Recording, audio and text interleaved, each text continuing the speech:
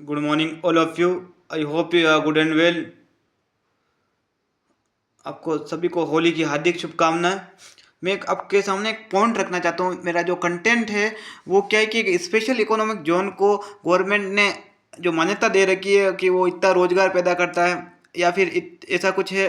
तो मेरा मानना है कि स्पेशल इकोनॉमिक्स जोन को जितनी सब्सिडी दी जा रही है, जितने ग्रांट्स दिए जा रहे हैं या फिर टैक्स में उसको इतना बेनिफिट दिया जा रहा है। टैक्स तो खैर एग्रीकल्चर के ऊपर तो लगता नहीं है, बट जितनी सब्सिडी आप उसको दे रहे हो उतनी सब्सिडी आप एग्रीकल्चर को देनी चाहिए।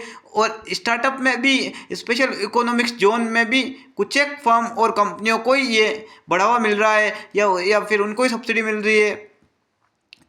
अगर यूनियन बजटरी के मिनिस्टरों के सामने कोई एमबीए पास आउट बैठता है, अगर कोई अर्थशास्त्री बैठता, तो मैं मानता हूँ कि ठीक है, ये गवर्नमेंट भी ऐसी चीज़ों को बढ़ावा दे रही है। मुझे समझ में नहीं आ रहा है अगर रोजगार की स्थिति इसी तरह चलती रही तो देश की आज हालत बदतर से बदतर हो जाएगा। अगर भारत में सबसे ज़्यादा रोजगार उत्पन्न करने वाला कृषि क्षेत्र है, एकमात्र क्षेत्र है कृषि, क्योंकि भारत की अर्थव्यवस्था कृषि पर ही डिपेंड करती है। छोटे उद्योग, small and medium size business भी कृषि पे डिपेंड करते हैं। उनके प्रोडक्ट के बिना ये बिजनेस चल ही नहीं सकते।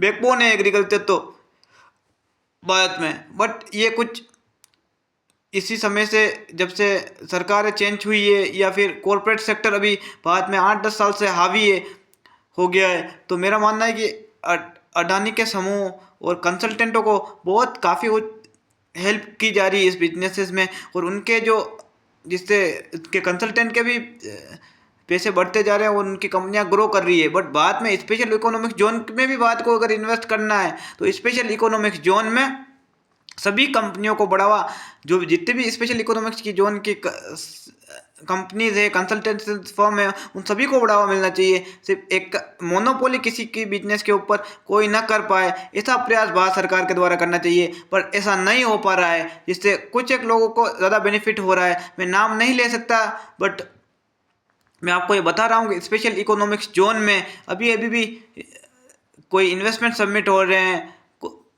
एयरक्राफ्ट लीजिंग के बिजनेस के लिए इन्वेस्टमेंट सबमिट हो रहे हैं। और इन्वेस्टमेंट के साथ साथ कितना उनको ग्रांट मिलेगा, कितनी सब्सिडी मिलेगी, आप खुद रूल्स एंड रेगुलेशन गूगल पे जाके पढ़ सकते हैं। उसको ऑफिसों में बेनिफिट मिल रहा है। वर्ल्ड फ्री जोन ट्रेड बनाया जा रहा है स्पेशल इकोनॉमिक्स जोन के साथ। तो दूसरे बिजनेस में ऐसा क्यों नहीं किया जाता, जबकि दूसरा बिजनेस तो ज़्यादा रोजगार पैदा करते हैं। और स्पेशल इकोनॉमिक जोन का एक स्टैंडर्ड इन्होंने तय किया कि ये रोजगार पैदा करने वाले इंस्टीट्यूट है। तो एग्रीकल्चर को ऐसी मान्यता प्रदान कर सभी कृषकों के लोन को भी 0%, जो केसीसी लोन होल्डर है, किसान क्रेडिट कार्ड वाले हैं या फिर विदाउट किसान क्रेडिट, उनको 0% लोन इंटरेस्ट पे लोन देना चाहिए। उसके अलावा उनके इंश्योरेंस वगैरह गवर्नमेंट को करना चाहिए, जैसे इस स्पेशल इकोनॉमिक जोन को प्रोवाइड करवाती है सारी facility government. Thank you for listening to me. मेरा वीडियो आपको अच्छा लगे इसे लाइक से सब्सक्राइब कर दीजिएगा।